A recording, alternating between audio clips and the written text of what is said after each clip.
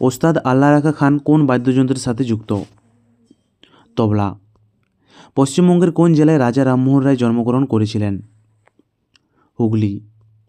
সংবিধানের কততম সংশোধনের মাধ্যমে দলত্বকের সংজ্ঞা নির্ধারিত হয়? 52তম। 1761 সালের পানিপথের তৃতীয় যুদ্ধের সময় পেশোয়া কে ছিলেন? বালাজি বাজিরাও। কোন শিলালিপিতে অশোকের নাম করা হয়েছে ব্যক্তিগতভাবে তার উপাধি দেবনাম প্রিয় দিয়ে? মাস্কি। মাতাতিলা জলবিদ্যুৎ প্রকল্পটি কোন নদীর উপর অবস্থিত? উত্তরপ্রদেশের বেতুয়া নদী। ন্যাশনাল ডেভেলপমেন্ট কাউন্সিল কত সালে তৈরি হয়েছিল? 1952 সালে। কুড়ামকুলা পরমাণু শক্তি উৎপাদন কেন্দ্র কোথায় অবস্থিত?